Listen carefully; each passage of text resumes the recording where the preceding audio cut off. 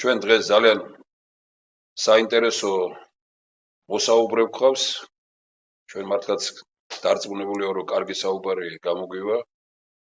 ბატონ პაატა კოღუაშვილის აკადემიკოს ძალიან გამორჩეული მეცნიერს სოფლის მეურნეობის კუთხით ენციკლოპედიური განათლების მქონე პიროვნებას. და არა მარტო, მაგრამ ამ კუთხით მაინც განსაკუთრებულად. ჩვენ გამოცდილება კარგი გვაქვს ასეთი შეხვედრების, კონფერენციებში მონაწილეობის და თემა, რომელსაც ჩვენ დღეს ვთავაზობთ, სწორედ ასეთი რანგის პიროვნების მოსაზრება იქნება მნიშვნელოვანი. პირველი შეხვედრა ჩვენ დავიწყეთ პროფესორ ბატონ სოსუარჩვაძესთან. ეკონომიკურ ჭრილში ბატონო პაატა, თქვენ მას იცნობთ და ვიცი თქვენი აზრი, რომ ერთ-ერთი გამორჩეული პიროვნება არის, ექსპერტი, მიუკერძოებელი კაცია ამ სიტყვის სრული მნიშვნელობით და ძალიან ღრმა კაცია ამ ეკონომიკურ საკითხებში. თავის მოსაზრებები ამ საკითხთან დაკავშირებით ბატონმა თენგიზ ჯალიაშვილმაც, პროფესორმა დოქტორმა გამოთქვა. არაერთმა პიროვნებამ ისაუბრა ამ საკითხებზე, არა ამ ჩვენს გადაცემებზეა მარტო, არამედ ამ მეცნიერთა შეხვედრები როცა არის. და ამიტომ დღეს უფრო მნიშვნელოვანია, იმიტომ რომ პიროვნება, ვინც ჩვენთან ამ საუბარში იღებს მონაწილეობას, მას ფართო პლანის ხედვა აქვს ამ საკითხებთან დაკავშირებით და აქ ბატონო პაატა საუბარი ეხება ძალიან მნიშვნელოვან საქმეს. მე უბრალოდ ბევრი ახალი შემოგვიერთდა, ალბათ ვინც გვიყურებს და ამ დროს თქვენ მინდა რომ კიდევ უფრო უნდა თქვენთან ერთად ნელა დეტალებში შევიდეთ, რომ სახელმწიფო არ პატიობს არც ერთ ადამიანს ერთ-თეთრს თუ აქვს გადაუხდელი წყლის, გაზის და ასე შემდგომ, თუნდაც ჯარიმა საგადასახადოს და ამ დროს სახელმწიფოს აქვს აღიარებული ხალხის ვალი, რომელიც ძალიან სერიოზული და დიდია, ამ ფულზე გამდიდრდნენ და არაერთი გამდიდრდა ამ ფულზე. დღეს პოლიტიკაში არიან და ხმამაღლა გველაპარაკებიან. ამ პიროვნებებმა ზოგიერთმა და არაერთმა ყოველ შემთხვევაში ჯართად აქცია ჩვენი ეკონომიკა და საერთოდ ბანკების მონოპოლია იყო ძველ პერიოდში, მაგრამ დღეს ფული საბჭოთა პერიოდში თუ იმის შემდგომ ბატონმა რომან გოცირიძემ როცა სახელმწიფო საბჭოს წარუდგინა წინააღმდება, რომ ვინც თანხა შეიტანს, ის თანხა უორმაგდება, არა თუ გაორმაგებული, არამედ დაკარგა საერთოდ ყველა თანხა, მაგრამ მოხდა ერთი კარგი რამ, რომელიც აღიარა სახელმწიფო ვალად. რა თქმა უნდა, არა იმ შეფარდებით, რომელიც იყო საჭირო. მაგრამ ჩვენ არ ვსაუბრობთ ბატონო პაატა, ახლა რაღაც პოპულიზმი რომ იყოს, ეს ფული დააბრუნე, ამას საუბარი არ არის. დღეს აი ძალიან მარტივიანით რო ვთქვა, ჩვენ ვხედავთ პრობლემებს, რომ კვების პროდუქტები ქვეყანაში არის ძალიან მძიმე და დაავადებულია თქვენი გამოსვლარი. სიტყვა კვების პროდუქტები, სურსათის, კვები, საერთოდ ყველაფერი. კვების პროდუქტი, სურსათიც, კვების არა, კვების არა. საკვები. აი ხედავთ, კარგია რომ სურსათი, საკვები, ყველაფერი ესენი ძალიან მძიმე მდგომარეობაშია, მით უფრო რომ ჩვენს მაღაზიებში, როგორც ექსპერტები ამბობენ, 70-80% ქართული პროდუქტი არ არის, რაღაც რაოდენობით შეიძლება იზრდება, მაგრამ მდგომარეობა რთულია, ტურისტი მოდის და ესე იგი ჩვენ თურქეთიდან, ირანიდან თუ სხვა ქვეყნებიდან შემოტანილი პროდუქტები უფრო ჭარბობს ჩვენთან და ბატონმა სოსომ ძალიან კარგად თქვა, რომ არა ერთი და ორი და არა 1000 და 10000 უამრავი ადამიანი დარჩება უმუშევარი თურქეთში, თუ თქვა ჩვენ იქიდან შევძლებთ იმას, რომ იქიდან პროდუქტები არ შემოდიოდეს. ამიტომ ჩვენ საკითხი დავაყენეთ ბატონო პაატა ასე, რომ რადგან ხალხს ფული ერგება და სახელმწიფოს ეს აღიარებული აქვს, ამიტომ ჩვენ ვამბობთ, რომ ადამიანების მიმართ მეტი სწორი დამოკიდებულება იყოს და სამართლიანობა დადგეს და რა ფული შეიტანა ბანკში, იმ ფულის შესაბამისი რამდენი დოლარიც იყო მაშინ, იმ დოლარის შესაბამისი ლარი იყოს იმ ადამიანებისთვის, ვინც ეკოლოგიურად სუფთა პროდუქტებთან იქნება დაკავშირებული და ვინც სოფლის მეურნეობაში თუ ჩვენთან აპირებს, რომ რაღაც წარმოება გამართოს. ბევრ სახელმწიფოს ჰქონდა ეს გამოცდილება. ამას 300-400 მილიონი ლარი ჭირდება წლის განმავლობაში, რომელიც თანხებიც სხვადასხვა ფორმით მოძიებულიც გვაქვს კიდევაც იმ ბიუჯეტშიც კი რომელიც აქვს დღეს. ანუ რეალურად დგება საკითხი ასე რომ ჩვენ არა მარტო იმ ფულს ვუბრუნებთ იმ ხალხს ვისაც ეკუთვნის ეს თანხა, მხოლოდ იმ ადამიანებს ვისაც პროგრამა ექნებათ რომ წარმოადგენენ და ამაში ძირითადში მეცნიერებათა აკადემია თუნდაც სოფლის მეურნეობის მეცნიერებათა აკადემია რაც იქნება იყოს დაკავშირებული და ამას სახელმწიფო ორგანოები არ წყვეტდნენ ამ იმას რომ თქვათ როდესაც ადამიანს აქვს პროგრამა იმისა რომ აწარმოონ ის პროდუქტი რომელიც ჭირდება თქვათ ჯანმრთელობისთვის კარგია და ამავე დროს ჩვენი ეკონომიკისთვის კარგია ვისაც ეს პროგრამები ექნება მე ვიცი ძალიან ბევრი პროგრამა ასეთი დევს უკვე მე შორს ვარ წავიდე თქვენ იცნობთ ბატონ პარმენ მარგველაშვილს და იცნობთ დარწმუნებული ვარ ძალიან კარგად ესე იგი მან და ბატონმა ვახში ჟვანიამ ორმა მეცნიერმა გადაწყვიტეს რომ რაღაც ეწარმოებინათ და 7-5-6 წელია გაწვალებული არიან და გაწამებული არიან სოფლის მეურნეობის სამინისტროსთან ურთიერთობაში რომ ის რაც ესე იგი ორი პროფესორი იღებს თოღს ბარს პირობითად ვამბობ ახლა ხატუნად ვამბობ იღებს და ამბობს რომ ჩვენ მზადა ვარ წავიდეთ და ვაკეთოთ ეს საქმე და დავდგეთ ამ შემთხვევაში სერიოზულად დავდგეთ სოფლში და სოფლის მეურნეობისთვის და 5-6 წელია ამ ხალხმა ვერაფერს ვერ მიაღწია მაშინ როდესაც ვხედავ ჩვენ ვთქვათ ბევრი ამას ახერხებს ძალიან ადვილად მით უფრო რომ ერთსაც და მეორესაც სწორედ ის თანხები აქვს ბანკში შეტანილი რომელიც აი ამ დროს ისინი ამბობენ და ასეთი უამრავი ნახეთ ჩვენ რომელსაც შეუძლია რომ 10-15,000 დოლარის შესაბამისი ბევრს 30-40,000 ზოგჯერ რამდენიმე პიროვნებას 100,000-მდე დოლარი გამოდით რომ შეიტანეს ბანკში თავის დროზე მათ თუ მისვა წინაპრებმა და რეალურად საკითხი დგება იმაზე რომ სახელმწიფო აბრუნებს ამ ფულს მაგრამ ეს ეკონომიკაში ბრუნდება აქედან ამონაგები რაც იქნება ეს გათვლები გაკეთებული გვაქვს ყველაფერი თუ თქვენ შეკითხვა გექნებათ გათვლები გაკეთებული გვაქვს ჩვენ ყველაფერი რომ იმ ფულით რომელიც აქედან ბიუჯეტში შემოვა უკვე სხვათა დასაკმაყოფილებლად იყოს კოეფიციენტი შეიძლება იყოს სხვადასხვა იყოს ბევრი რამ სადაო საკამათო მაგრამ ჩვენ ვლაპარაკობთ სამართლიანობის დადგენაზე ხალხს ფული ერგება სახელმწიფო არ პატიობს ერთ-ერთს როდესაც მას ერგება ფული ხალხს ფული ერგება ხალხს ფული დაუბრუნოთ, მაგრამ დაუბრუნოთ არა პოპულისტურად, დაუბრუნოთ პროგრამებით. ამ შემთხვევაში ამ ეტაპზე, იმიტომ რომ 7-8 წელია შევარდნაძის დროს 1-2 წლის განმავლობაში თქვენ ეს იცით და მაშინ ვიცე-პრემიერი იყავით, რომ რაღაც პატარა დაბრუნდა იმ პერიოდში, ცოტა მინიმალური და ეს არაფერს არ ნიშნავდა, თვით უფრო კოეფიციენტი იყო ძალიან მძიმე და ჩვენ ვსაუბრობთ იმაზე, რომ ეხლა მოიყვანოთ მოქმედებაში ასეთი პროგრამა, მაგრამ ისე არა უბრალოდ, რომ ეხლა მე რადგან ვამბობ ამას და რამდენიმე პიროვნებამ დაუჭიროს მხარი. ჩვენ გვინდა რომ ამ კონფერენციის დამფუძნებელი იყოს რამდენიმე პიროვნება, რომელიც ვთქვათ ბატონი სოსო არჩვაძე დაეთანხმა ამ წინააღმდეგობას, რამდენიმე მეცნიერია კიდევ რომელიც მზად არის რომ დაეთანხმოს, თუ ბატონი პაატაც დღეს რომელიც ისმენს ამას და ჩვენ ძალიან მწვავე და მძიმე საუბარიც გვექნება, მე ყველა შეკითხვაზე მზად ვარ, რაც შემიძლია ვუპასუხო, მაგრამ მე არ ვამბობ იმას რომ ეს ამოწურული თემა გვაქვს, ჩვენ ვამბობთ რომ დავიწყოთ საუბარი ამაზე, რომ სამართლიანობა დადგეს ჩვენი ეკონომიკისთვის სასარგებლო აღმოჩნდეს და ადამიანისთვის სასარგებლო აღმოჩნდეს, რომელიც იმ პროდუქტს მიიღებს, რომელიც დღეს რეალურად ჭირდება ჩვენ ჯანმრთელობას. ყველაფერი ერთად მოდის მოქმედებაში ამ ერთი პროექტით. თანხაც, რომელიც ამას ჭირდება, მოძიებულია. მარტივ ფორმულას ვამბობ ჩვენ, რომ არც ერთ სახელმწიფოში მინიმალურ პენსიაზე 20-ჯერ მეტი ხელფასი არ აქვს არც ერთ სახელმწიფო მოხელეს. არსად. თუ გინდა გქონდეს მაღალი ხელფასი 100,000 გინდა გქონდეს 20-ჯერ ნაკლები, მაინც უნდა გქონდეს მინიმალური ხელფასი და უნდა იყოს პენსია, რომელსაც იღებს მინიმალური პენსია, რომელსაც იღებენ. რადგან დღეს ჩვენთან 200 ლარის ფარგლებშია ეს 4,000 ლარზე მეტი არავის არ უნდა გქონდეს, რომ მიიღოს ხელფასი.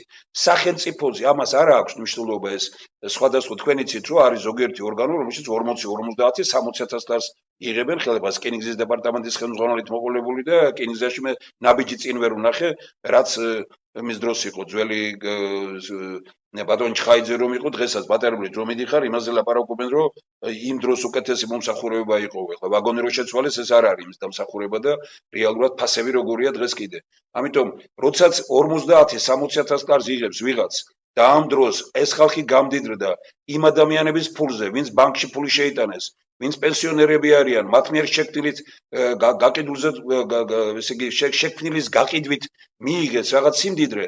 ეხლა რეალურად დადგა პერიოდი, როდესაც ძალიან სერიოზულ ეკონომიკურ პროგრამად ვაქციოთ ეს და ეს არ იყოს პოპულისტური რაღაც, რომ ფული დააბრუნეთ უკან. როგორც ხდება, ამ ქუჩაში გამოვიყვანოთ ხალხი და უთხრათ, რომ აი ახლა ვიყიროთ და იქნებ ვიღაცა წამოვიდეს ამაზე. ჩვენ ეს არ გვინდა. ჩვენ ნელ-ნელა რამდენიმე პიროვნება ვინც დაუჭერს ამას მხარს, თუნდაც ვინმე წინააღმდეგი რომ იყოს, ჩვენ ძალიან დიდი კონფერენციის მოწვევა გვინდა. იქნება ტელევიზია, რომელიც ამას გადაცემს ყველაფერს და ვიმეორებ, რომ ჩვენი პოზიცია არის ძალიან მარტივი, რომ ეს ქართული სოფლისთვის უნდა იყოს მნიშვნელოვანი პროექტი, ეს უნდა იყოს ჩვენი კვების პროდუქტი, ჩვენი სურსათისთვის უნდა იყოს ძალიან მნიშვნელოვანი გადაწყვეტილება. ახლა ვასწორებ ამას, როგორც ბატონმა პაატამ თქვა, რომ სურსათისთვის იყოს და ჩვენი ხალხი იღებდეს და ტურისტიც ვინ ჩამოდის და საერთოდ ვიყოთ ამ კუთხით გამორჩეული ქვეყანა, ბევრი რამ მოდის ერთდროულად მოქმედებაში. უბრალოდ თავარია რომ რაღაც გაბედული ნაბიჯი უნდა გადაიდგას. იქნებ ვინმე უკეთესი მოიფიქროს, იქნებ ვინმეს უკეთესი პროგრამა აქვს, უკეთესი პროექტი აქვს. ჩვენ მხოლოდ და მხოლოდ უერთდებით, ჩვენ ვეძებთ ადამიანებს, ვისაც სწორედ აქვს ესეთი კარგი პროექტები. მეცნიერთა კონგრესი, რომელიც ამ კონგრესთან ბატონი პაატა არის დაკავშირებული და ეს ორი წიგნი, რომელიც ჩვენ მეტნაკლებად რაღაც მით გამოვეცით და გარკვეულწილად კითხვადი გახდა დღეს ერთ-ერთი ქალბატონი ვარსდები ნაირა ხაინდრავა მესაუბრა ტირო და ესე იგი ბატონ ომარ ჟვანიას ქონია მასთან საუბარი რომ წავიკითხე ეს წიგნი და ვაკითხებ მეზობლებს, მეგობრებს, ახლობლებს რომ აი ყველა ნახოს ეს ჩვენ ვამბობთ რომ ეს არ არის სრულყოფილი, ამას ჭირდება განვითარება, მაგრამ ყოველ შემთხვევაში არსებობს მაინც რაღაც მოსაზრების სახით ქვეყნის განვითარების კონცეფცია, გზა ცივილიზებული სახელმწიფოსკენ, ახალი განზომილება რა შევცვალოთ რომ გადავრჩეთ. აი ამის ერთ-ერთი შემადგენელი ნაწილია ეს. ჩვენ მეცნიერთა იმ ეს გუნდი, რომელიც ამ პროგრამებზე მუშაობდა, ვიხილავდით ამ საკითხებს დღეს საინტერესო ექსპერტი, საინტერესო სპეციალისტი, საინტერესო მეცნიერი, მოაზროვნე კაცი მოვიწვიეთ და მას შეკითხვები რაც ექნება მზად ვარ მე რაც შემეძლია და შემდგომ მისი მოსაზრებებისგან ალბათ ვიკამათებთ ბევრ რამეზე და იქნება აი ეს არის ბატონო პაატა რისთვისაც გთხოვეთ მოსვლა და ჩვენთვის ძალიან მნიშვნელოვანია თქვენი მონაწილეობა ამ პროცესში. თუ თქვენ გექნებათ ის მოსაზრება რომ ამ კონფერენციის ერთ-ერთი დამფუძნებელი შეიძლება იყოთ, ჩვენ ამას მხოლოდ მივესალმებით. ყველა ადამიანი თავისუფალია მის გადაწყვეტილებაში, თქვენ შეიძლება მიიღოთ ეს წინადადება, შეიძლება საერთოდ უარყოთ, ჩვენ კონფერენციას მაინც ჩავატარებთ, იმიტომ რომ არ შეიძლება რომ სახელმწიფო ხალხისგან წაღებულ ფულს, რომელზეც გამდიდრდა არაერთი და ორი, ასე უდიერად ეკიდებოდეს, მაგრამ არც იმის მომხრე ვართ, რომ პოპულისტური ლოზუნგები წამოვაყენოთ, მაგრამ იმის მომხრე კი ვართ, რომ სამართლიანობა დადგეს. საღამოშიდობისა ტელემაყურებლებო, პირველად ვარ ამ ოფისში, მაგრამ ტელევიზიაში არა, მე რამდენჯერ ვარ ამერია წინა წლებში და მივესალმები იმ დაუცხრელ მოვაწეობას, რომელსაც თემურას შაშიაშვილი ეწევა, რაც მე მახსოვს, იგი როგორც სახელმწიფო პოლიტიკური და საზოგადო მოღვაწე და მისი გაჩერება არ შეიძლება, იმიტომ რომ ანთებულია იგი აი ამ პასუხისმგებლობებით, ამ მოვალეობებით და მას კარგად ესმის, რომ ამ ქვეყანაში ყველა პირობა არსებობს იმისათვის, რომ ეს იყოს კეთილდღეობის ქვეყანა, ეს იყოს სამართლიანობის, სამართლებრივობის, დემოკრატიის განვითარების ქვეყანა, სოლიდარული საზოგადოება ჩამოყალიბდეს, საზოგადოება, რომელიც ასევე იქნება ღირსეული პარტნიორი ქართული სამოციქულო მართლმადიდებელი ეკლესიისა და ეს პარტნიორობა იქნება ერთ-ერთი უმნიშვნელოვანესი ქვეყანაში ზნეობის, მორალის და ღირსეული მოქალაქეების ჩამოყალიბების საქმეში. ამას წინათ ერთი ქართველი ებრაელი დისიდენტი იყო სტუმრად ჩამოსული, რომელიც 86 წელში გააძევენ საქართველოს. და ძალიან ბევრმა ქართველმა, რომელიც იქ იზრაელში სამკურნალოდ ჩადიოდა, თუ შვილები ჩაყვანდნენ სამკურნალოდ, მამუკა გიორგაძეს და მე ვთხოვეს, რომ შეგვახვედრეთ ბატონი ზაზა. ჩვენ შევახვედრეთ მათ, იგი ფიზიკა მათემატიკის მეცნიერებათა დოქტორია, მოღვაწეობს და მას ქართველებმა მიულოცენ შვილიშვილის დაბადება, რომელიც 3 თვის იყო დაახლოებით აი თბილით ახალ წელს. და მან თქვა, რომ ერთი სული მაქვს, როგორ ბუდის გაიზრდებაო და როგორ ჩემი შვილი და ისე როგორ ჩემი რძალი ჯარში მსახურებს და ისრაელის ღირსეულ მოქალაქედ ჩამოყალიბდება. აქ არის უმნიშვნელოვანესი რამ ჩადებული. აქ არის სწორედ ის, როგორ უნდა ჩამოყალიბდეს ჩვენი შვილიშვილები მოქალაქეება. ამის საფუძვლები ჩაყრა საბავშვო ბაღში, სკოლაში უნდა ხდებოდეს და შემდეგ ჯარში მსახურება. ჩვენ არანაკლებ საგანგებო სიტუაციაში ვცხოვრობთ, ტერიტორია დაკარგული და მტრებით შემორტყმულ ტერიტორიაზე. და ჩვენ ჯარშიც მსახურება სიამაყე უნდა იყოს. ქართველი ოფიცერი ღირსების მატარებელი და თითით საჩვენებელი, როგორც სამაგალითო და მისაბაძი.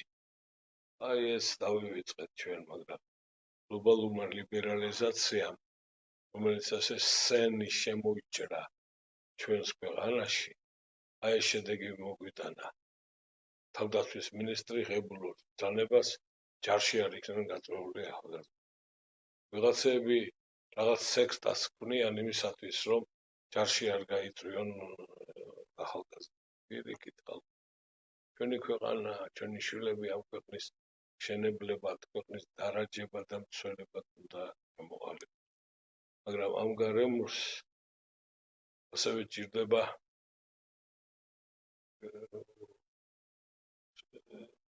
ის რესურსი, რომელიც ერის განვითარებისთვის არის საჭირო და სულიერ უმნიშვნელოვანეს ფაქტორებთან, ჩვენს ტრადიციებთან და ფასეულობებთან ერთად ძალიან დიდი მნიშვნელობა აქვს ფიზიკურ გამოკვებას ერისას.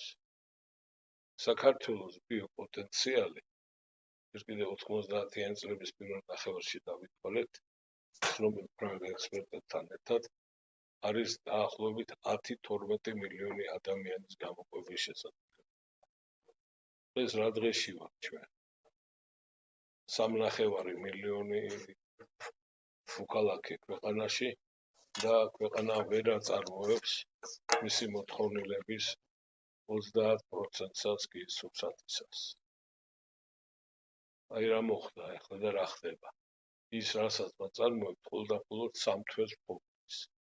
ქართველმა გლეხკაცმა ეს ყველაფერი აწარმოა და საახალწლოდ გაიყიდა. ეხლა ქართულ ბაზრებზე ქართულ პროდუქციას ვერ ნახავს.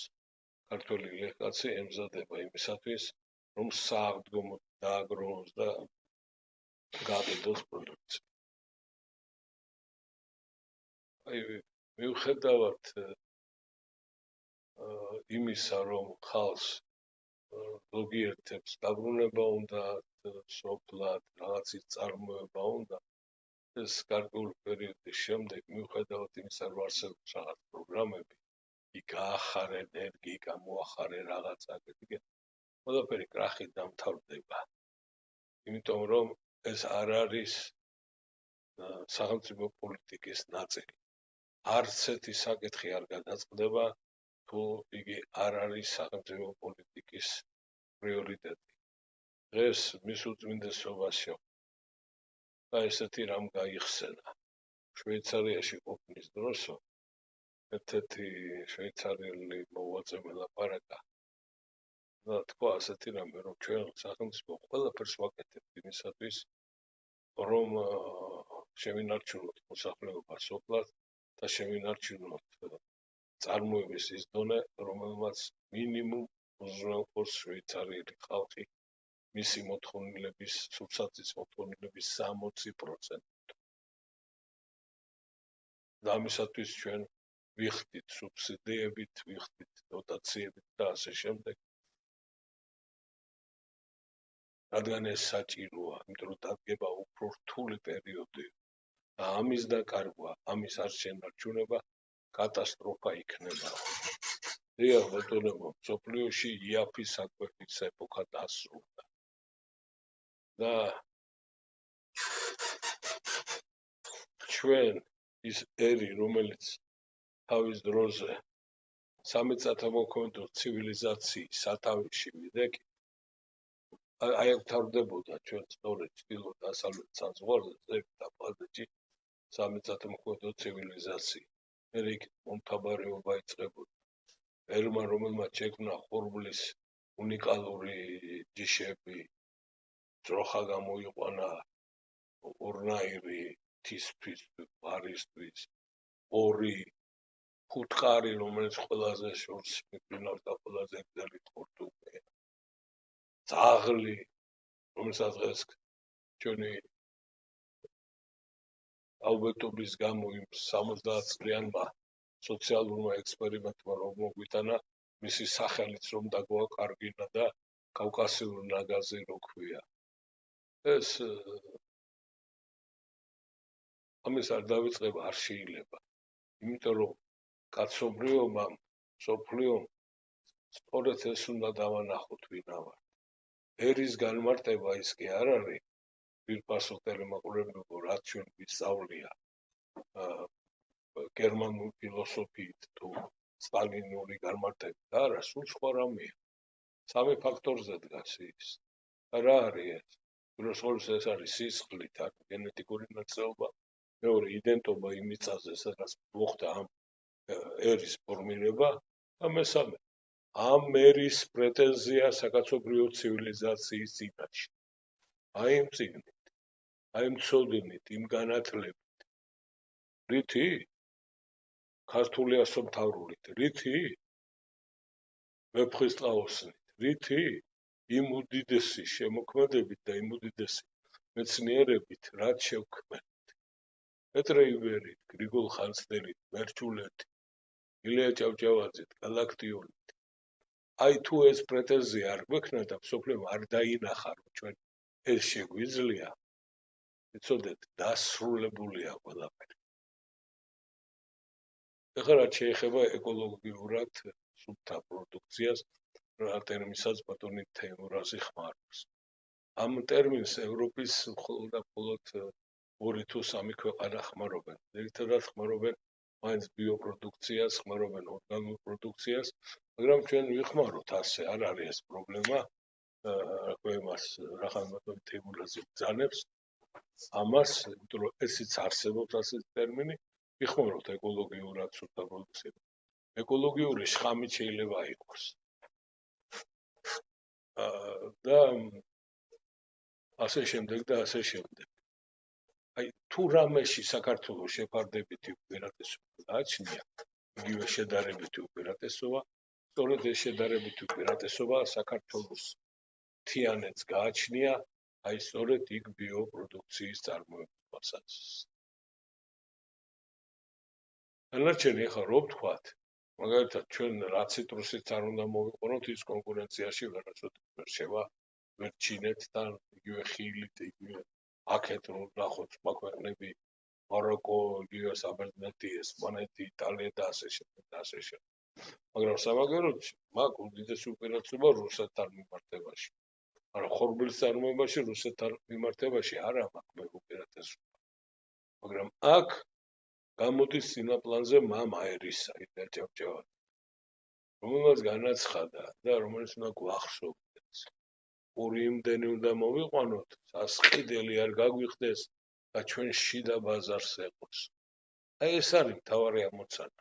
რატო არის რომ დავამაგ რაც მოვიდა ეს ხელისუფლება ახალ ხელისუფლებაზე ლაპარაკი ოცნების ხელისუფლებაზე იმასთან დაკავშირებით რომ მარცვლის სახელმწიფო პროგრამა შევიმუშაოთ ხორბალით იმიტომ რომ ამის ასე გაგრძელება არ შეიძლება ერი რომელიც ხორბლის მამა არის ხორბლის დედა არის და ხორბლის შემქმნელია დედამიწაზე მას არ ქონდეს არაფერი ეს ყოვლა წარმოუდგენელია ჩვენმა მეზობელმა სომხებმა რომელსაც არავითარი ტრადიცია არ გააჩნდა და არც მიწის რესურსები აქვს შესაბამისი 50-55%-იანი თვითმფრინავყოფა მოახერხეს ხორბალში აზერბაიჯანელები უფრო შორს წავიდნენ 80-85%-იანი თვითმფრინავყოფას მიაღწიეს იმას რასაც ვამტკიცებთ მე და აკადემიკოსი თამაზ გურჯულია აბსოლუტურად რეალურია და ეს დათვლილია და გათვლილია გამოქვეყნებული და უწონებულია თვით ბრიუსელში და ყველგან ეს არის 65%-იანი თვითმფრინავყოფა ჩვენ ახლა გამოვაქვეყნებ კვლევა საკითხზე 2017 წელში ეს დასაბუთებული საქართველოს ოფიციალურობის განვითარების პროგნოზი 2025 წლის არის ახლა გამოქვეყნდა ჩემი ეს შრომა ინგლისურ ენაზე ცნობილ საერთაშორისო ჟურნალში ასევე ის წერილი ოდნავ დიდი გამოაქვეყნა როგორც მოწინავე ერიხ პლიუსის სტატუსის მქონე ყველაზე ავტორიტეტულმა ქართულმა ეკონომიკურმა ჟურნალმა როგორც არის ეკონომიკა და ბიზნესი თბილისის სახელმწიფო უნივერსიტეტის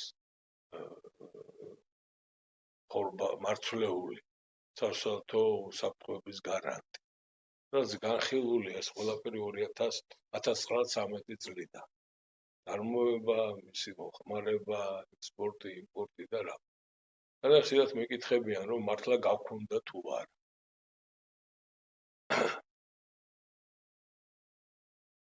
როგორ იყო ეს დაბალანსებული იყო მეტად 3 მილიონი ფუთი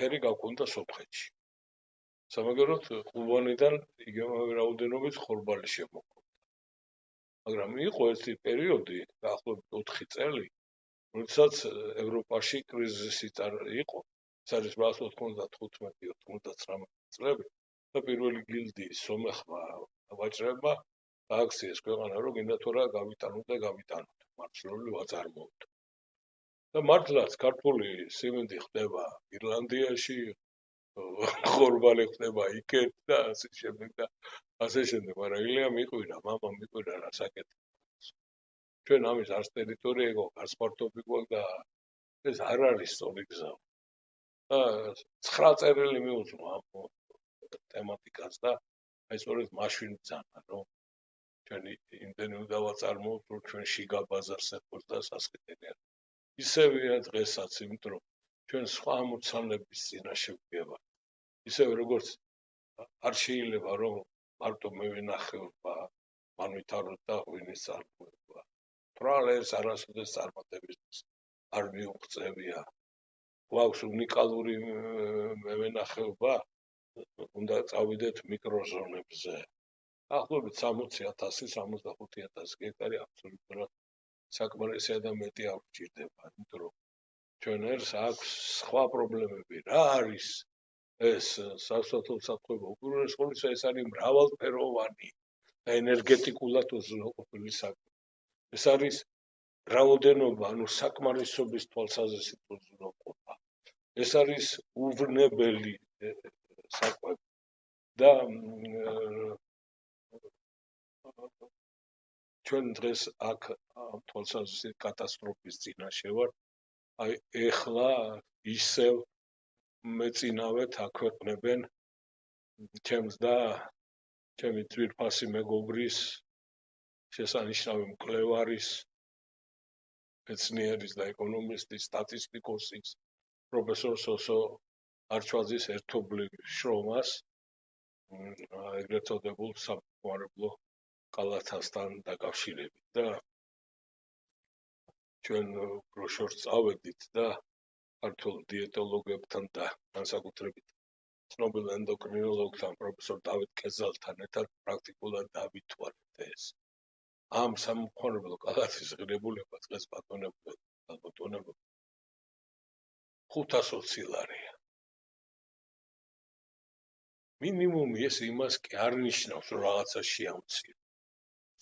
ეს აი რომის შემცირებაც არ შეიძლება თქვენ ამას ვისაუბროთ. ამაშია საქმე. ჩვენი გათვლით თქვენ სწორად ბრძანეთ, რომ რომის შემცირება ჩვენი გათვლით 900 ლარის პარგლებშია, იმიტომ რომ ამერიკაში როგორ შედის სამხმარებლო კალათაში შედის, რომ ჩაცმა, დახურვა, კინო, თეატრი, რესტორანი, ყველაფერი ეს აიღო 1200-1300 ლარზე არის.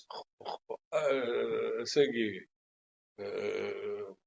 მე ჩვენ ახლა შევეცადეთ რომ დაგვეთვალა მართლა მინიმუმის თვალსაზრისით, მაგრამ აქ არის ერთი მნიშვნელოვანი ელემენტი, რომ ის რაც კეთდება ჩვენს ქვეყანაში 2003 წლის 11 მაისის 111 ბრძანების თვალსაზრისით, ეს არის ერის სასუსათო გენოციდი.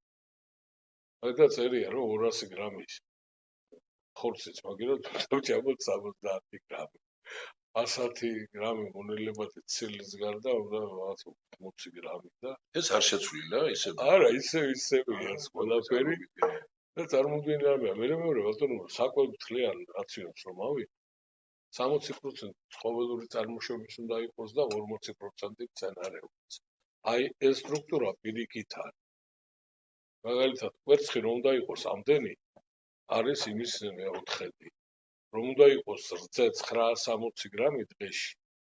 ცულზე რომ მოდიოდეს, არის რაღაცა 300 გრამი. და ასე შემდეგ და ასე შემდეგ. არ შეიძლება ეს. უბრალოდ რა ეს გულისხმობს. როდესაც გააქვს 200 გრამი ხორცი, ის მაშინ ძვალი არ შედის, სუფთა ხორცი. თუ არა გაქვს საშუალება, ეგრეთ წოდებული ხბოს ხორცი ჭამო, მაშინ ძროხის ხორცი უნდა შეჭამო და ქათმის ხორცი, რომელიც გაცილებით ხელმისაწვდომია და უფრო იაფია. და ამავე დროს, მაგრამ რაოდენობა უნდა ჭამო აუცილებლად 200 გრამი. აი ეს არის აქ თავი, აქ მას მოუკლეს. ეს წარმოუდგენელი რამეა. სამაგეროდ პური რომ უნდა ყოფილიყო ნორმით 250 გრამი, ახლა 400 გრამს უთვლით ხალხს. ეს საწავალთ ასე. ამიტომ ამას დაფიქრება უნდა. მეორე არის წარმოუდგენელი ამ ნორმებში. 20, ესე იგი, სურსათი ადამიანი გონიერი არსებაა. ხო? მას სურსათის გარდა სხვა მოთხოვნილებები აქვს. მართალია სასურსათო მოთხოვნილების დაკმაყოფილების გარეშე ის სხვა საკითხებზე ვერ ფიქრობს. მაგრამ არის ეს ერთი მაგრამ. ჩვენთან აღებულია მექანიკურად რაღაც ეს, რა ქვია მას, თანხა, ვთქვათ, სურსათზე გამოყოფენ 115 ლარს, ამას არქმევენ 70%-ს და ამის ზევით რაღაცა ციფრს უძახიან 30% და ის არის თითქოს არასამოყვარებლო ხარჯები. ეს ხო წარმოუდგენელი რამეა. ჯერ კიდევ 1867 წელს ცნობილმა გერმანელმა სტატისტიკოსმა ენგელმა ერთხელ ეს წერილოცა დავწერე თავის დროზე რედაქცია ვერ გაიგონა ეგონა რომ ენგელსზე წერდი და ენგელსი გადააკეთა კიდევ მოკვალი რედაქტორები მილიონებში. ენგელმა დაასაბუთა ეს და ეს ექსპერიმენტი მერე დაიწყნენ 70-იან წლებში, 80-იან წლებში. სანამ ადამიანი არ შეჭამს და უზრუნველყოფილი არ არის სურსათით, ეს გამოვიდა დაახლოებით $100 ღირებულების შეუვალდრო საკვებში. ის სხვა რამეზე, საგნებზე და სხვა მისი მოთხოვნების დაკმაყოფილებებზე ვერ ფიქრობს. აი, ამაშია საქმე. და ამას არ უნდა ვაკეთებდეთ. როდესაც ხელისუფალს არ უყვარს მისიერი, პატივს არ წემს მის მოქალაქეებს, ის ასე იქცევა ყოველთვის. მაგრამ თვითონ ჩვენთაგანს უნდა გვიყვარდეს ჩვენი ქვეყანა და თვითონ ჩვენთაგანი ფიქრობდეთ ამას. არ შეიძლება გავყიდოთ ერთჯერად 50 ლარზე შვილების მომავალი. არ შეიძლება ვიტანჯოთ ამდენი ხნის მანძილზე, არ შეიძლება ეს პროცესები ამდენ ხანს გრძელდება. ერთხელ და სამუდამოდ უნდა დასრულდეს ეს ყველაფერი, ერთხელ და სამუდამოდ ერი უნდა დაფიქრდეს ამას. აი რისი თქმაც მინდა. ეხლა რაც შეეხება იმ საკითხს, რაც ბატონმა თემურს დააკეთა.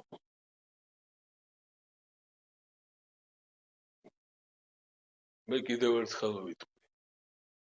თემურს შაშიაშვილი ინოვაციების მადევარი კაცია და ეს სწორია. ამან გადაგვარჩინა. ილია ჭავჭავაძე წერდა რა ზალამ, რა ხონემ, რა ფულმა, რა ოქრომ გაუძლო ამდენ ომებს, ამდენ სისხლის ბრას, ამდენ მტერს, ამდენ შემოსევლს. იქვე გასცა პასუხი. უპირველეს ყოვლისა აქო თავარი იყო ის ურთიერთობები, რომლებიც მიწასთან გააჩნდა და ჩამოყალიბებული ქონდა ქართულ კაცს. სათემო საკუთრებაზე ლაპარაკობდა ის მიწათმოქმედებას. და შემდეგ კიდევ აგრძელებდა. იცით რამ გადაგვარჩინა ასევეო? იმ დროის ჩარხზე გამოჩარხულნი ვიყავით. იმ დროის საბრძოლში გამოფოლადებულნი, იმ დროის ცოდნა გქონდა, იმ დროის ხერხი ვიცოდით, იმ დროის განათლება გქონდა. ანუ ქართველი კაცი იმ ეპოქებში, როდესაც ის არსებობდა და რაც კი ხელმისაწვდომობა გააჩნდა, ყოველთვის ეუფლებოდა ინოვაციებს. მიტომ ვიყავით მეტალურგების სამშობლო, მიტომ ვიყავით ოქროს მწარმოებელთა სამშობლო, მიტომ ქმნიდით ამ ყველაფერს მეცნიერებაში. ეხლა პროფესორ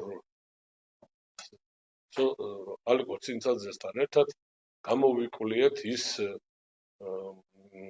ტერმინი, რომელზედაც პროფესორი რამაზ გახუკიძე გვიძახოდა, რომ გინდა თუ არა ეს ტერმინი არის კოლხური ქართული წარმოშობის. საუბარია ტერმინ ქიმიაზე. აი შევისწავლეთ მისი ჰემატრია, ეს სუფთა ქართულია. რამას შევიკითხე შენ ესა, რამას შინაგანი განცდა ქონდა. და აი დავადგინეთ, რომ ეს ქართული ტერმინი. ძალიან საინტერესო პიროვნებაა და ერთ-ერთი ხო და საინტერესოა ის, რაც აღმოაჩინა ცინცაძემ. ცინცაძემ რაც ნახა, განავითარა ეს ჰემატრია. წარმოუდგენელი ამია ხალხო, სად წავიდა, სად გაწვდა რამას პატარიძე, სად განავითარა. ის რაც რამაზმა შექმნა და დაგვიდო ასო თავრულში და რასაც წინასწარმეტყველებდა თავის პალეოლოგიაში ივანე ჯავახიშვილი, რომ ქართული ჩემომატონის დამწერლობის ასაკი 7-8,000 წლის წინანდელია. აი ამით ალეკო ასაბუთებს უკვე, რომ უკვე 9-10,000 წლის წინანდელია. ის რაც რამაზმა აღმოაჩინა მზის, თვარის, განლაგების, ამ ციფრების, ეს წარმოუდგენელი რამეა. მაგრამ ეს პრობლემები თვითონ ჩვენ შიგნით გვაქვს. ვერ ვთანხმდებით ამ საკითხს. ეს კიდეც რომ რა ქვია, პირიქით უნდა ვიყვიროთ. რა გვაქვს ჩვენ ევროპასთან მისასვლელი და სალაპარაკო? ეს სწორედ ქართული ასომთავრული, ქართული დამწერლობა. ეს ხო ყველაფერი სასაცილოა, ეს პლანეტა ხო იბერიულია. ჩვენ ერთადერთი ერი ვართ, რომ იმ ეპოქის იბერიული ეპოქის, რომელსაც სახელმწიფო გააჩნია. რა ენაზე საუბრობდნენ? რა იყო, სანამ დაურიგებდა ამ ენას ყველა ერებს? მანამდე რა იყო ის ფუძე ენა? ხო არ იყო ის პროტოკართველური ან პროტოიბერიული, იმიტომ რომ აგერ ჩნდება 4-ვე ქართველური ენას, ვინც ფლობს სოფლიოს ნებისმიერი ერის ენას. იცი ქართული, იცი მეგრული, იცი სვანური, იცი ლაზური, ფლობ ყველაფერს. ეხლა ისეთ ტერმინებს გეტყვით, რომ გაგიჟდებით, აგერ შეგიძლიათ შეხვიდეთ საიტებზე, ივანცოვი ამას იკვლევს უკრაინაში. წარმოუდგენელი რაღაცებია, მაგრამ ამისთვის დრო გჭირდება. ამას კი არ უნდა ვიომოთ, პირიქით მოწადინებული უნდა ვიყოთ და ვეფხისტყაოსანი გასაღებია ევროპაში, საკაცობრიო ცივილიზაციაში. და დღემდე არ ვიცით, ვინ არის შოთა რუსთაველი. ყველა ვიცით იმ ეპოქაში ის კაცი არ ვიცით მარტო ვინ არის.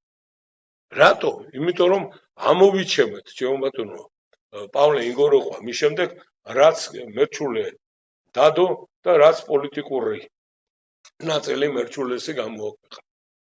ანუ აფხაზეთ ერთად დააქციეს ქვეყანა აფხაზებმა და კაც რომელიც აკადემიაში უნდა გაერჩია 4-ვე აკადემიის ნამდვილმა წევრმა ვინამაც ის წარადგინა 4-დან ერთის გარდა 3-ვემ წაიღო მისი ხელმოწერა უკან და პავლე ინგოროყვა მის შემდეგ გახდა კეთროვანი. სხვა არა გვაქვს. და ეს არის ერთადერთი გასაღები. ეს არის მსოფლიოს ნომერ პირველი, ყველაზე პირველი ლიბერალური ნაწარმოები. ეს არის ლიბერალიზმის საფუძველი. შემდეგ მოდის საუკუნე ნახევრის შემდეგ ევროპაში ეს ყველაფერი. აი იმ დღეს გიგაბათიაშვილი მეწვია სტუმრად სახლში და ვახტანგ დავითაია ეს ორი უდიდესი ქართველი არქიტექტორი. და საოცარი რამ მომიყვა ბატონმა გიგა. სერგო ქობულაძემ, რომელმაც ეს საოცარი დასურათება გააკეთა ვეფხის თაოსნის, და როდესაც ის ჩაიტანეს და მიიტანეს დიდ ქართველ დიქტატორთან, რომ ნახა ეს ყველაფერი გაოცებული დარჩა და უთქვია, რომ ეს ანახეთ სამხატვრო აკადემიის ვიღაცას, რომელიც იყო წარმოშობით ჩვენი მეზობელი, აკადემიკოსი და ცნობილი მხატვარი. და სერგოს მიუტანია ისინი ყველაფერი იქ და იმას დაუბარებია სერგო ერთი კვირის შემდეგ. მისულა სერგო და ერთი კვირის შემდეგ ის ეუნება. რა არის ბიჭო ეს ამხელა მუცლიანი ქალები და ისინი რო დახატა. და მოხატა ეს თურქული ჩემო ბატონო სურასავი წელში გამოყვანი რაღაცა. და 66 წელში ერთ-ერთი დიდი გერმანელი ფრანგი და ინგლისელი მეცნიერი გამოვიდა საიუბილეო სკოლაზე და ხაზი გაუსვა. იმას რომ ეს ნახატები შესრულებულია როგორც რენესანსის წინა ეპოქის, აი ზუსტად ისეო. მერე დაიწყეს ასეხატვა ხო ებრაულმა შედარებით ესეთი სრული ნაკვთებისა და იმისა. და თურმე ბატონი გიგა ახალგაზრდა გიგა ასპირანტი ბათიაშვილი უნება ბატონ სერგოს რომ ისო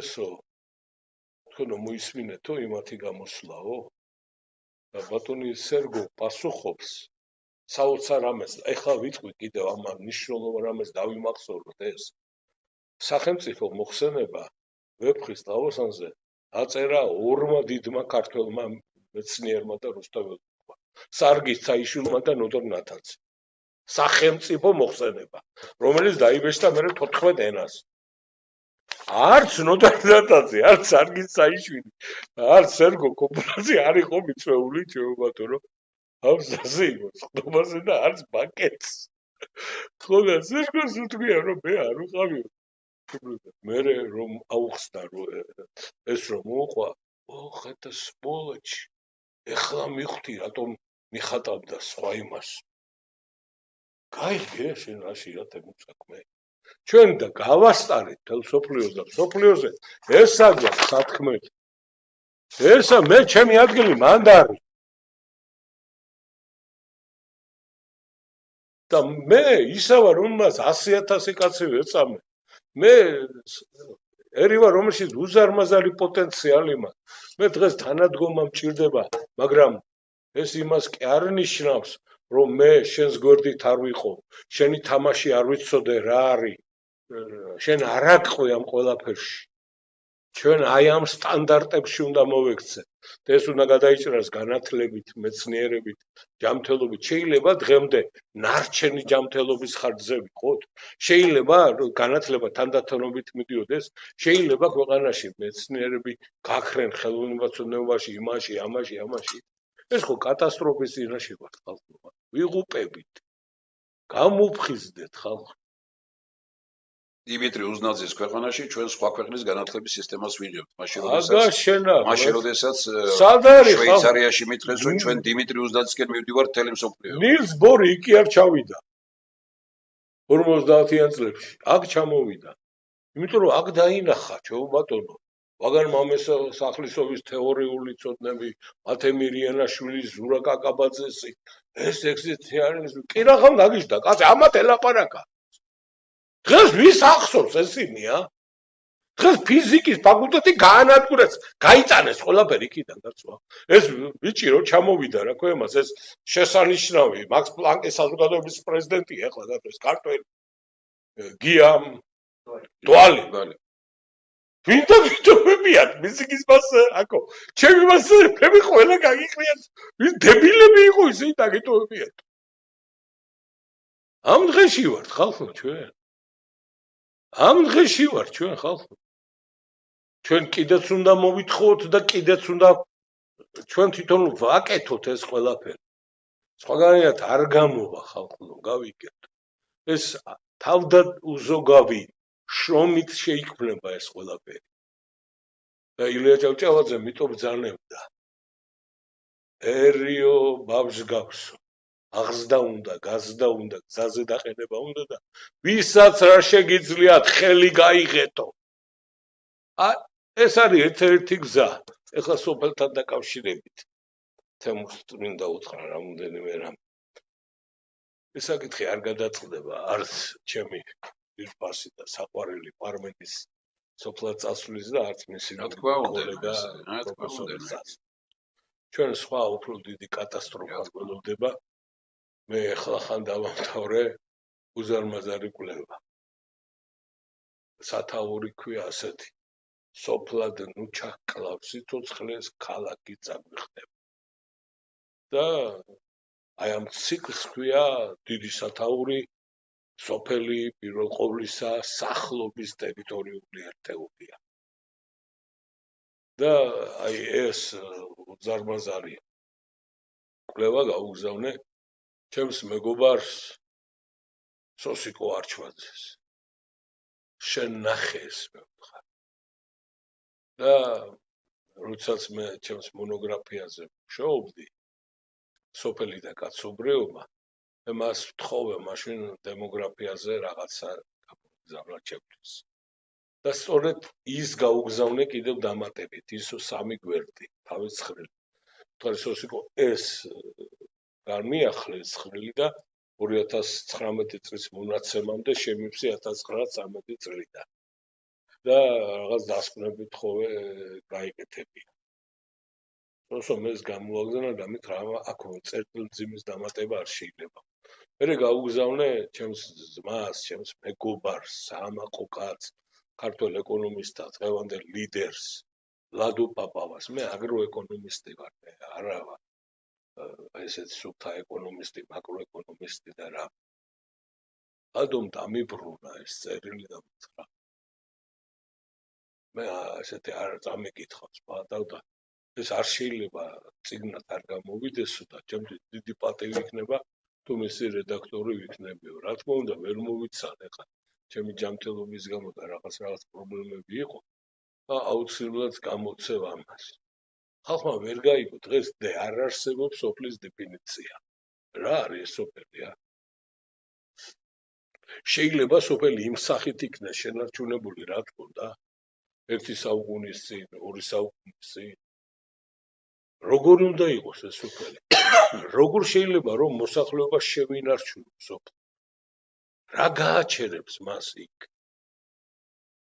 აი ამოცანა ეს არის და როდესაც გიგა ბათიაშვილი და ვახტანგ დავითაია მესტუმრა სახში თურმე მიზანი მათ სხვა რამ მქონია ამ საკითხზე შემეკითხნენ და მთხოვეს რომ ჩვენ აი ამას ვაკეთებთ საქართველოს ამ კონცეფციას და მივედით იმ დასკვნაზე რომ შენახარ ის კაცი ვისაც შეუძლია ამ მაშინ ეს გააკეთოს და ამაზე მისი უწესობის ლოცვა კურთხევა მივიღეთ ხალხო აი ამ ფორმით სოფლის შენარჩუნება არ მოხდება ვერ მოხდება სოფელი დაიცლება კაცის შვილი არ დარჩება არა თუ სოფლის მეურნეობაც კი არ გვექნება ფორმალურად და ის რასაც ფიქრობდა ამ ქვეყანაში ერთი არა სასაქონლო სახის არა კონდიციური საქონელი და მასზე აყოლილი დორბლიანი მაშინ პრეზიდენტი კრუგმანის თეორიის გავრცელების თვალსაზრისით ისინი ამას ვერ ეღირსებიან. ამათ უნდა სულთად 3 მეგაპოლისის ირგვლივ საქართველოს მთელი მოსახლეობის დასაქმება. პირველი ნაბიჯები გადაიდგა მთელი საგარეო ბრძოლა უდაურის ჩათვლით, მთელი წავკისები, მაპკისები, ეს ყველაფერი თბილისშია შემოერთებული. ბაზიკა ამისთვის კეთდებოდა, რომ ზუგდით გაერთიანდებოდა, იქ ბათუმთან იქნებოდა ასეთი. პრაქტიკულად ეს ყველაფერი დაიცვლებოდა. ჩვენ სხვა ქვეყანა ვართ. ეს ურთულესი ვერტიკალური ზონალობის ქვეყანაა. ეს არ არის ჩვენ ბატონო ესეთი რაღაც დაბლობი და ტრამალი. ტრამალების მუსიკა როგორია ხალხო? იქ მაცხოვრებელი ხალხის სიმღერა როგორია?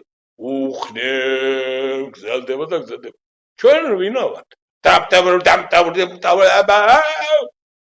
ჩვენ სხვა ხალხი ვართ, ხალხო, სხვა ტრადიცია, სხვა ყოფა, თები გვაქვს უზარმაზარი. ეს თელი სასაზღვრო ზოლი ცარიელი გვაქვს. საქართველოს თა ისტორიულად 3 ფუნქცია ეკისრა. თავდაცვითი სასაზღვრო, აგრარული და კულტურულ ფასეულობათა გადამოალვის, გადანახვის ფუნქცია. პირველი და მესამე მოიშალა რუსეთის პროტექტორატში შესვლის შემდეგ. აგრარული ფუნქციაც დავკარგეთ 50-იან წლებში, ახლა შრომის საკავშირო დანაწილებაში საქართველოს სხვა ამოცანა განესაზღვრა. მაგრამ ამას დაერთო ასევე პარტიის ცენტრალური კომიტეტის პოლიტიკა. დავა მოხდა საქართველოს იმდროინდელ მთავრობის თავმჯდომარეს ზურაბ ჭყუბიანაშვილსა და ცენტრალური კომიტეტის პირველ მდივან კანდიდ ჩარკვიანს შორის. ჭყუბიანაშვილი წინააღმდეგი იყო მთიელების ბარში ჩამოსახლებისა. კანდიდ ჩარკვიანი იძახოდა არა, ვერ მუშაობთ მათთან. საბოლოო ჯამში მთელი საბჭოთა კინო პროპაგანდა და ყველაფერი ჩაერთო და გადაიღეს საბუდარელი ჭაბუკი, ისინი ჩამოვიდნენ მთიდან ის და დავცალეთ ეს ყველაფერი. აგრარული ფუნქციაც დაკარგა საქართველოს მტამ და ქართველმა კაცმა ფუნქცია დაკარგა თაში ცხოვრებმა.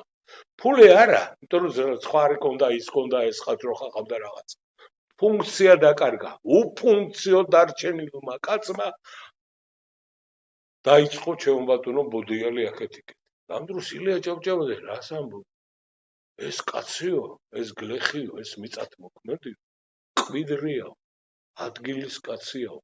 მისთვის უცნობია ისეთი სიტყვა, როგორიც არის ბროდიო ჩესტბო, მაწანწალობაო. ადგილის კაცი ეს კვიდრიაო. მან სხვა არაფერი არ იცის. თორემ დაფიქრდით ხალხო, როგორ შეიძლება იმ კაცი იქ ეცხოვრა. თაში ტყარში რა საეკონომიო ანგარიშით ეწეოდა იქ რა მე? არა. აი ამაშია ეს მიზიდულობა, მისი ამ აი დღეს უკვე მიუხედავად ამ ყველაფრისა რაღაცა უნდა მოხდეს განვითარება. და ბატონ გიგას დაუჭერია ჩემი გამოსვლაში ის რაც თქვი ყველაზე მნიშვნელოვანი. რომ სოფლის განვითარების პოლიტიკა თავარი ამოცანა უნდა გახდეს რა სოფლათა მაცხოვრებელი ადამიანის სოციოკულტურული სტატუსის დაახლოებით მიახლოება ქალაქის მოსახლისა. ბატონო, თქვენი იმიდან მუშაობდით ჩვენს და ბევრ რამეს კითხულობდით და ამ წიგნში არის შეტანილი, რომ ჩვენ 4 მიმართულება არის აღებული, რომელიც 4 საყრდენი დაიწყება განათლებით. ერთ-ერთი არის მნიშვნელოვანი სოფელი როგორც კულტურული ფენომენი. სოფელი არა როგორც თქვათ ისა, რომელიც სურსათს იძლევა, პროდუქციის იძლევა. ეს არა, სოფელი როგორც კულტურული ფენომენი. რასაც თქვენ ბრძანებთ ახლა, ზუსტად აი ეს რომ სოფელში მცხოვრები ადამიანი პრაქტიკულად უნდა იყოს დაახლოებული მთელი ამის ეს. აი, მიტომ ამბობ. რატომ? აი, ეს სიგნი ამაზეა, იმიტომ რომ ამას გაცივილიზებული სახელმწიფო. რატომ თქვი, კაცო? სოფელი პირველ ყოვლისა სახლობის ტერიტორიული ერთეულია და არა მეურნეობისა. სოფლად ვინ ცხოვრობ? აქ გაგება არის ასეთი. სოფლად თუ ცხოვრობ, ესე იგი, შენ ვიღაცა მიწას უბაყუნებ თოვლს. არა, კაცო. სოფლად ცხოვრობს ძღოლიც ექიმიც, ექთანიც, მასწავლებელიც, კულტურის მუშაკიც, სპორტსმენი და ისიც. სინამდვილეში სოფლის მეურნეობაში დასაქმებულია 4-ჯერ, 5-ჯერ ნაკლები ადამიანი, ვინმე სოფლად ცხოვრობს. ესეა მთელ მსოფლიოში. თუ ნახავთ ჩემს კვლევას ამ საკითხთან დაკავშირებით, ბადრი რამიშვილთან ერთად, რომელიც დაიბეჭდა ყველგან, ლონდონშიო, იქო, აქო, ინგლისური. ანუ რამდენი ადამიანი უნდა ცხოვრობდეს და საქმიანობდეს ქართულ სოფელში, ანუ საქართველოს სასოფლო ტერიტორიების ტევადობა. აი ახლა რაც დავასაბუთე და რაც დაუდგეცე საქართველოს მთავრობამ, უკვე შეცვალა ის პოზიცია. ჩვენი დათვლით საქართველოს სოფლის მეურნეობაში დასაქმებულია სოფლად ცხოვრობის მოსახლეობის 21.3%. დანარჩენი არა, ბატონო. ეს კიდევ დაიფერთხება, როგორც კი კონსოლიდაცია განხორციელდება მიწის 10 გექტარს მიაღწევს ეს ფართობით 12 გექტარს, ეს იმ წუთას დავა 15 გექტრამდე და ეს უნდა იქნას შენარჩუნებული. იმიტომ რომ სხვაგანად არ გამოვა ჩვენ ურთულესი ვერტიკალური ზონალობის ქვეყანა ვართ და იქ ყველგან მაღალი ტექნოლოგია და მექანიზაცია ვერ მივა, იქ ბევრი რამე ხელით მაინც დარჩება საკეთები. აი ამაშია საქმე და მე ამაში დამეთანხმა ყველა ვინც ეს წაიკითხა ევროპაში. რომ მოვიდა ძალიან ბევრი რამე და მე სომხებმა და აზერბაიჯანელებმა მომწერეს, თუ შეიძლება ჩვენ ენაზე თარგმნით და გამოვაქვეყნეთ. ამაშია საქმე, ეს უნდა დავინახოთ. დღეს ქართულ სოფელს სტატუსი არ გააჩნია. დღეს ქართული სოფელი არ არის სამართალ სუბიექტი. აი მივდივართ და უახლოვდები ჩემს გვარის სოფელს, რაც ჩემი ბაბუა იყო დაბადებული, ივლიანე კოღუაშვილი, ბანოჯა. რომ მიდიხარ ასე წერია წყალტუბორზაზე გადასახვევი, ბანოჯა 4 კილომეტრში. ის ბანოჯა აბრა მარტო. იქ არავითარი თვითმმართველობა არ არის, არავითარი არჩეული მომსახლესი არ არის, არავითარი თემი არ არსებობს და არავითარი ეგრეთ წოდებული მუნიციპალური სათემო საკუთრება არ არსებობს. ეს არაფერი არაა ეს. სანამ სოფელი აი ამ არ დაიბრუნებს, არაფერი არ გამოვდა რა. უნდა მოხდეს უკვე სოფლის დაახლოებითი ურბანიზაცია და სოფლად ინდუსტრიალიზაცია. ეს არის ერთადერთი გადარჩენის გზა. აი ამ გზით უნდა ვიაროთ. და რა თავად. დღეს დავანებოთ თავი ამ ექსპორტებზე ფიქრს. ერი რომელიც შეუმოწონო მშიერია და ერი რომელიც თავის მოთხოვნილებას ვერ იკმაყოფილებს საკვებზე, ერი რომელიც ვერ ქმნის ამ თვალსაზრისით რამეს, იქ სახელმწიფო პოლიტიკა არ უნდა იყოს მიმართული იმაზე, რომ რამე გავიტანო და ვალუტა ვიშოვო. ეს არის უდიდესი შეცდომა. აქ თავარი ამოცანა და ხელისუფლებამ და ეკონომიკა ის ყველა მიმართულება უნდა ემსახურებოდეს იმას, რომ გადაჭრას საკუთარი შეუმატნო ეს პრობლემები. კონრად ადენაუერი 1959 წელს თავის სამთავრობო სიტყვაში ბრძანებდა. გერმანიას ჯერ კიდევ შემოაქვს საჭირო სურსათის 60%-ზე მეტი და თუ სურს მას 52 წლისათვის კონდეს გაწონასწორებული სავაჭრო ბალანსი, მთელი ვალუტა უნდა მიმართოს ადგილობრივი წარმოებისათვის. 52 წელში გერმანიამ ეს პრობლემა გადაწყვიტა. გავიგოთ, ეს არის ყველაზე რეგულირებადი დარგი მსოფლიოში და აქ სახელმწიფო რეგულირების, სუბსიდირებისა და დოტაციების გარეშე არაფერი არ გამოვა. აქ ამოცანა უნდა იყოს ამ მოსახლეობის შენარჩუნება, ამ მოსახლეობის მხარდაჭერა და დაფასება, აგრარული შრომის ავტორიტეტის ამაღლება. როგორი ფორმულირება, როგორი დეფინიცია აქვს დღეს დასავლეთში რა არის აგრარული პოლიტიკა?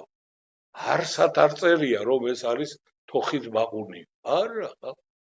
ეს არის სოფლად მცხოვრები მოსახლეობის მოფრთხილებისა და მისი შრომის შეუმატნო სტიმულირების პოლიტიკა საზოგადოების გამოსაკვებად. ვინც ეს იცის, ყველაფერი ნორმა არ იცის, მათ კატასტროფა ელოდება. აი ეს უნდა გავიგოთ ჩვენ და ამიტომ იყო რომ ერთ-ერთმა პირველმა ალბათ საქართველოში საერთოდ პირველმა და ყოფილი ამ სივრცეშიც ჩვენ მოგვიწია ცხოვრება დავიწყე დოქტორანტურაში საგნის კითხვა სოფლის განვითარების პოლიტიკა რაც ევროპაში სულ რაღაც 2013 წელს შეიქმნა პირველი წიგნი კვლევა რომელიც ევროკავშირის სოფლის განვითარების ინსტიტუტმა გააკეთა ეს არის სოფლის განვითარება მე-20 საუკუნის 70-იან წლებიდან დღევანდელ დღემდე ეს წიგნის დარღვე და მთელი ციკლი გავაკეთე ამ წერილებისა სოფლის სტატუსის შესახებ სოფელი მარადიულია სოფელი და კაცობრიობა ასე შემდეგ და ასე შემდეგ ჩვენ გვაქვს ეს რა უნდა გავაკეთო ჩვენ ვიცით რა უნდა გავაკეთო მაგრამ ეს არის ის სოფლის მეურნეობის სამინისტრო ეს უნდა გაიგოს მთავრობა ამის შესახებ ველაპარაკე პრემიერ-მინისტრს გაუგზავნე მაგრამ ჯერჯერობით მათ ეს არ ესმით ამიტომ არის რომ ამ საკითხების გადაწყვეტა დამოკიდებულია მხოლოდ იმ პოლიტიკაზე რომელსაც ხელისუფლება გააყენებს ამას ვერ ვეყოფით ცალ-ცაკე თითოეული ჩვენთაგან ამ სისტემას მხოლოდ სისტემით ჭირდება დაპირისპირდება სხვა შემთხვევაში ეს არ გასწორდება ეს მდგომარეობა და ამიტომ კიდევ ერთხელ მოუწოდებ ჩვენ ერთს რომ 2020 წელს მხოლოდ ფიქრით მიღებული აზრიანი გადაწყვეტილებით გადავწყვიტოთ ჩვენი ქვეყნის ბედი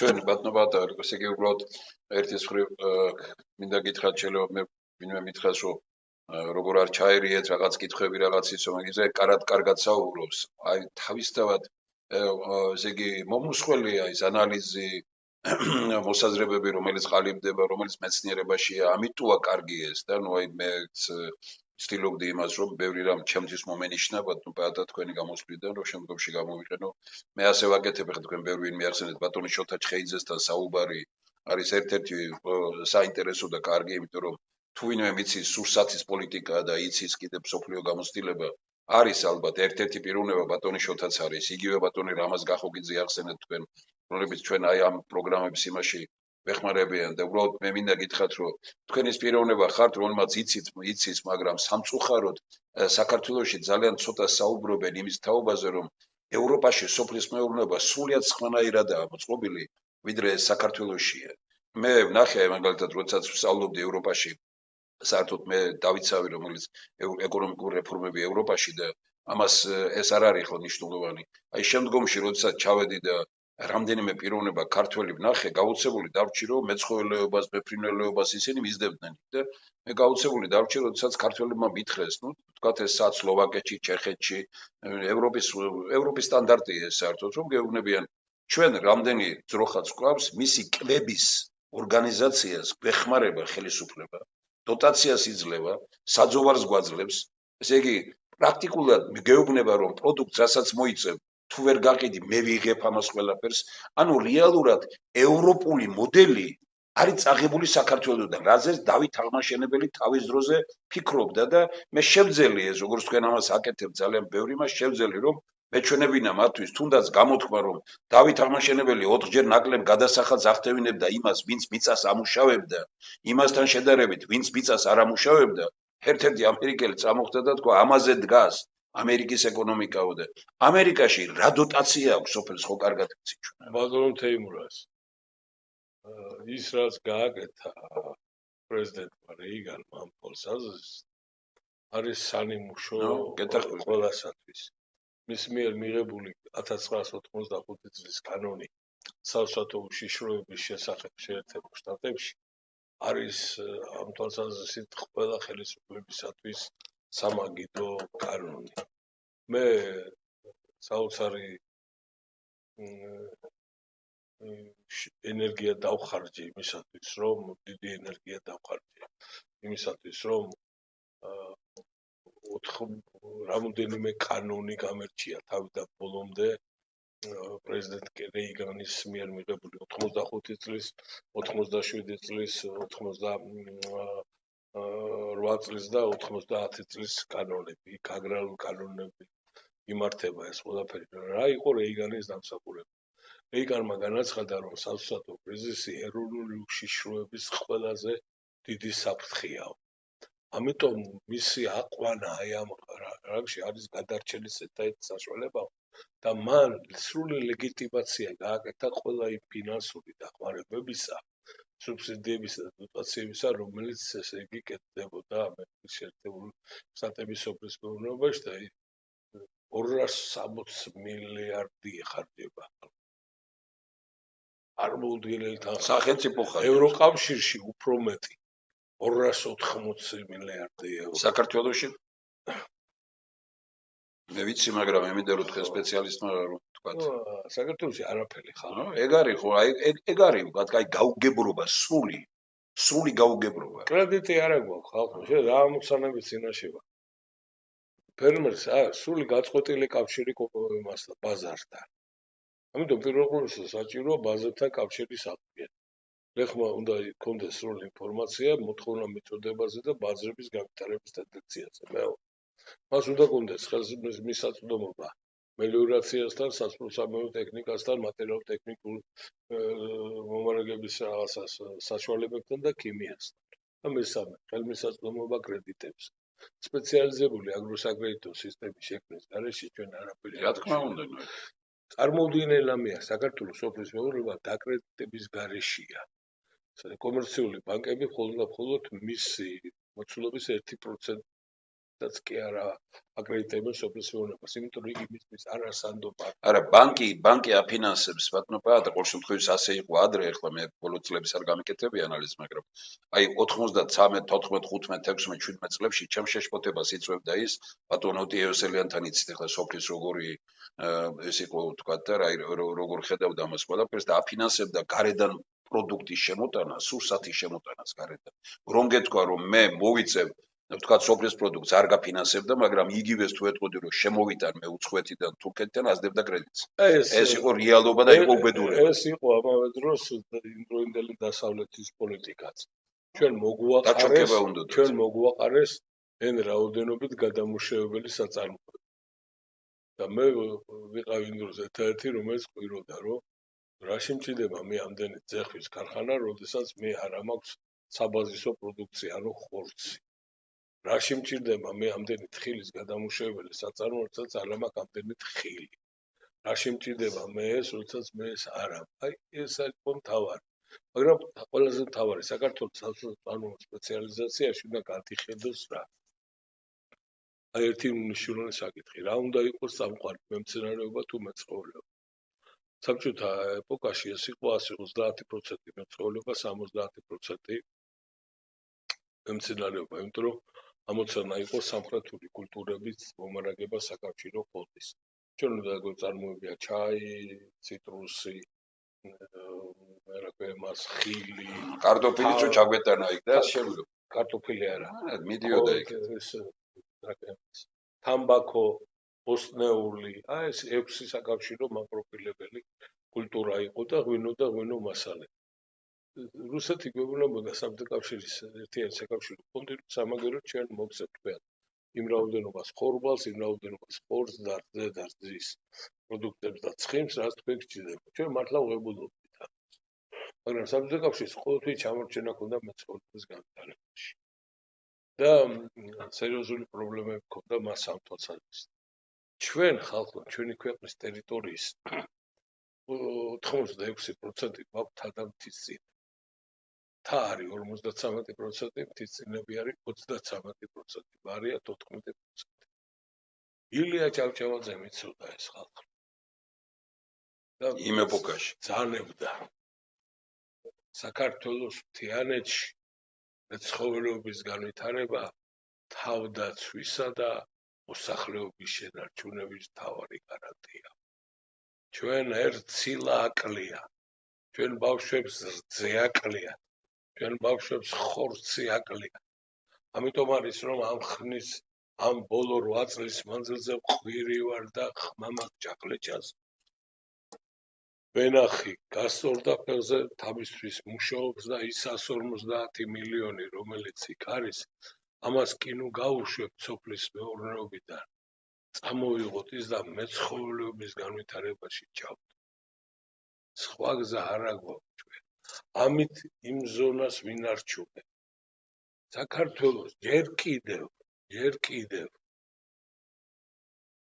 80-იანი წლების დასაწყისში გამოჩნდა ის საფრთხე, რომ ჩვენი საძოვრები და სათიბები ჩვენი ჩრდილო კავკასიელი მეზობლები სარგებლობდნენ. და ის კაცი, რომელმაც პირველმა ატეხა ამაზე განგაში, ეს იყო იმდროინდელი მთავრობის ყველაზე განათლებული და უწესიერესი კაცი ომარ ვარძელაშვილი, რომელმაც ამაზე, ამას მთავრობას მილიონი რამ მოთხოვა იქ ფასდანამატი, მოითხოვა ის პლენუმი მეცხოველეობაზე, ესინი. ბრწყინვალე პიროვნება იყო, როგორც პიროვნებაზე. კინოხელოვნება ჩაერთო კონსტანტინე ლორთქიფანიძე, თემურის მეგობარი, უფროსი მეგობარი, მწერალი, მართლაც ნიჭიერი კაცი. დაიწყო წერა მთას დაუბრუნდა მთიელი, ფილმების გადაღება, თუში მეცხვარე, იქ რაიკომის დივანი, ცისკრის ზარები, არ უშველა მან არაფერს. ჩვენ თავისუფლების მოპოვების შემთხვევაში ჩვენ ეს როგორც რეზერვი კი არა. ხელახლა ასათვისებელი ამოცანა გაჩნდა. მიუხედავად იმისა, რომ ალპურ კონვენციას შეუერთდით, ერთი ნაბიჯი არ გადამდგა. ჩემს ერთ მონოგრაფიაში, დიდ მონოგრაფიაში, 360 გვერდიაში წერდი, რომ ქართველი მეცხვარე ზუსტად იმ პირობებში ცხოვრობს თაში, როგორც ალექსანდრე ყაზბეგი. არ მოვრიდებია. ჩვენ თავისუფლად შეგვიძლია ვიყოლიოთ 1.200.000, 1.300.000 წვირფეხარკოსანი პიროთხი. ჩვენ თავისუფლად შეგვიძლია ზაფხულში ვყავდეს. ყველაზე დიდი რაოდენობა როდის ვყავდა და რამდენი? ვყავდა 1.500.000. რამდენი ომის წინ. დღეს რა ყავს 850.000. ღორი საერთოდ კატასტროფულ მდგომარეობაში ვართ.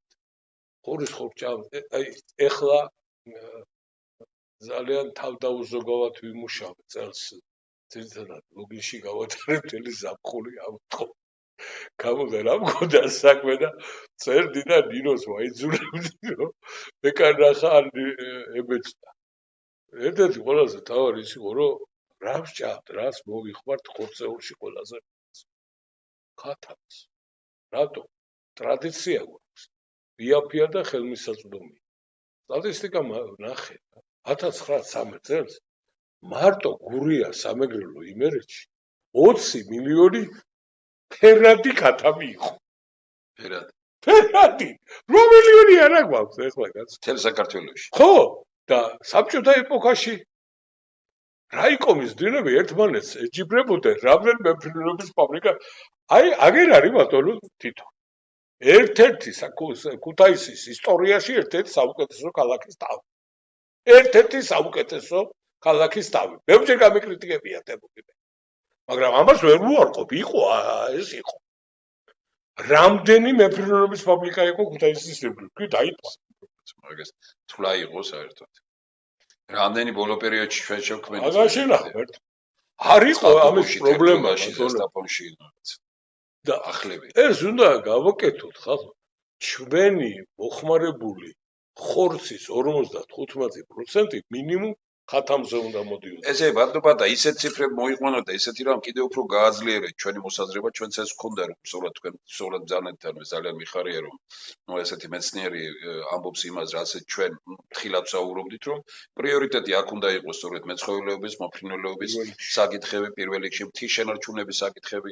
კიდევ ერთხელ ვიმეორებ, ხა ჩვენი სამეს თქვენ ახლა ჩვენაწილში ჩას ებმება ის, რასაც თქვენ ბიოწარმოება, ეკოლოგიურად ეს პირდაპირ ებმება ამას. ის პროდუქცია გაცილებით ძვირი ღირს, უზარმაზარი მოთხოვნილება. ეს ის სეგმენტია, რომლის დაკავება შეგვიძლია. მაგრამ საქმე იმაშია, ბატონო. მაგრამ მაგალითად, ეხლა თქვენ რასაც ყვებით, ეხლა ჩეხეთი და რაღაცები. ისინი კატასტროფულ მდგომარეობაში არიან. ისინი იმათ ისეთ რაღაცებს მოაწერეს ხელი, როგორც ჩვენ თავს იკლავენ. კატასტროფული ხელშეკრულება გვაქვს თურქეთთან. არც ერთ შემთხვევაში არ შეიძლება. ისე იგი ჩეხეთი რძეს გადამუშავების უფლება არ აქვს. მიდის გერმანიაში და იქიდან მზაპროდუქცია ჩამოდის აქ. ჩვენ ეს არ უნდა დავუშვათ ხალხ. მაგრამ საქართველოში ყველაფერს აკეთებს სოფლის მეურნეობის სამინისტრო იმისათვის და მიაღწია იმას, რომ გააუქმა კოოპერატივების ეროვნული სააგენტო. რაც აი სარდენი უნდა იყოს. იმით შევქმნით რა ეს, თქვენ ვერ წარმოიდგენ რა ბრძოლა დამჭირდა მე ამას. აი ახლა როგორც ასევე ჩემი დამსახურება რომ აღვადგინეთ მიწის მართვისა და მიწათსარგებლობის მონიტორინგის ეროვნული სააგენტო. კოოპერატივების სააგენტო გააუქმეს ხალხო, საერთოდ გაუქმდა ეს და ეს მიწა რომ შეიქმნა ეს სააგენტო. ეხლა იქ მომუშავე 21 კაცი გადაიყვანეს იქ. ეხლა იმათ ძლებს ვასწავლეს 13 წლის მანძილზე რა იყო კოოპერაცია. ეხლა ამათ ვინ ასწავლის რა არის მიწის ბალანსი, მიწის აღრიცხვა, მიწების კატეგორიები და მიწა. გამარკვიეთ ხალხო, მას აცხოვრობთ რა. ესე იგი, ბატონო პაატა, თქვენ კიდე მე წარმოვიდგინე და ისე ვადასტურებ, რომ რაღაც მართლაც საინტერესო და კარგი იყო და ნუ თქვენ ისეთი ინფორმაცია გაქვთ, რომ ხშირად უნდა ხდებოდეს თქვენი გამოსვლები ტელევიზიით და ესეთი ხალხს უნდა დიდი ინფორმაცია გქონდეს. ახლა მეცნიერთა ძალიან კარგი გუნდია, რომელმაც თქვა სოფლის მეურნეობის საკითხებზე სწორი ხედვა აქვს. არც ერთი პარტიის პროგრამაში სწორი ხედვა არ არის სოფლისადმი, სამომავლოდ, ესე იგი, როგორი უნდა იყოს. მეცნიერებს სხვა აზრი აქვს და აქ სხვა არის, იმიტომ რომ პოპულისტურია ეს ყველაფერი ჩვენთან და დღეს უფრო იმაზეა, რომ თაში მცხოვრებ კაცს ეუბნებიან ბარში ჩამოგიყვან და თბილისში ჩამოგიყვან და არა, ბინას ამას მოგცემენ. გონიათ, რომ იქ თუ პენსია 260 ლარი იქნება, გადაწყდება 40 ლარი წვითავს აბა. ნუ ეხა ესეთი პრიმიტიული მომენტებია ესეთი, რომ აი წარმოუდგენელია. ამიტომ მე ძალიან მიხარია, რომ ინსტიტუციონალური და ინფრასტრუქტურული, სოციოკულტურული პრობლემატიკის გამორიცხულია. ანუ სოფლის სტატუსი, სოფლის კანონი ჭირდება. სოფლის გამგებელს ვარ ირჩევ. ესე იგი წარმოგიდგენია უკვე იმ ქვეყანაში უკვე არჩევნებზე ფიქრი ზედმეტია, იმიტომ რომ ადამიანი სწორედ იქ ხედავს ვინ აირჩია. ერთ ფორმულას ვიტყვი ბატონო თემურას და ესა ყველაზე მთავარი. კოოპერატივები განვითარებისათვის საჭიროა რამდენიმე ფაქტორი და მათ შორის ერთ-ერთი ყველაზე მნიშვნელოვანი არის თვითონ შეუმბატონო სავარგულები მიწის. ამიტომ თუ ჩვენ იმ გზით წავალთ, არა უნდა გავიხსენო რა. 92 წელში თანაშემწე შემოდის და მეუბნება. ბატონო პაატა ოტია გეწვიათ იოსელიან. წამოვარდით ახლა იმ წუთას და დიდი კაცი. ყარებთან დავხდი ბატონო ოტიას. ამიჯდა დააძრო რაღაცეები ყვირის. ხო და რა იყო მეოთხარი რა ხდება. ჯერ შვილი მომიყვანა მისი და მითხრა რომ ერთი პირობით მომყავს. იმიტომ მომყავს რომ ვიციო შენ რომ სოფელი როგორ გიყვარსო და უნდა დაждდეო ბაჩოსთან ერთადო და კანონის პროექტი მოამზადოთ სოფლის სტატუსის შესახებ. ხო და დიდხანს ვიჯექით, დიდხანს ვისაუბრეთ. მე ვისადილეთ და გავისტუმრე ბაჩო იმ წუთას გავნიშნე ჩემთან სამსახურში და 6 თვეში ჩვენ ეს კანონის პროექტი გამოვაქვეყნეთ საქართველოს მასშტაბში და სოფლის ცხოვრებაში და დღესაც მიმაჩნია რომ ერთ-ერთი საუკეთესო პროექტია რა ვერ შევძენით რა ამის ისეთ პოლიტიკა წავიდა და ისეთ აგდებულად უყურებენ ამას როგორც გითხარით მათ თორემ რა მას ჩვენ სხვა გზა არ აქვს ხალხ ჩვენ ამის გარეშე ჩვენი სახელმწიფო გამორიცხულია იქნება აი ბევრ ქვეყანას თითქმის მთელი სოფლიოს ქვეყნების კონსტიტუციები წავიკითხე რაც კი ეხებოდა მიწას ასევე ძირითადი ორგანული კანონები მიწასთან დაკავშირებით ახლა ისე ბევრ რამეზე გამოდის რომ მევქენი მაგრამ ამას რასაც ვიტყვი ყველა და მიდასტურებს რომ ჩანაწერი კონსტიტუციაში საზოგადოებრივ დანიშნულების მიწასთან მე ვარ ავტორი ერთადერთი შეცვალე შიგრო მე მეწერა რომ საზოგადოებრივ დანიშნულების მიწას აქვს განუმეორებადი სოციალური და კულტურული ღირებულება თქო და კობახიძეს შემეხვერწა, რომ ამას ვერ გაიგებენ. ბიჭო, მეუღარი, შენ გერმანიაში განათლება მიღებული. გერმანელებს თუ აქვთ ეს ჩაწერილი, ავსტრიელებს თუ აქვთ ჩაწერილი, შვეიცარიელებს თუ აქვთ, უნგრელებს თუ აქვთ, ქართველებმა რომლებმაც ვეფხის თავოსანი გავიგეთ, მეუღარი, ამას ატო ვერ გავიგებთ და მე ბატონი მინდია მომიგზავნეს უგრეხელიც.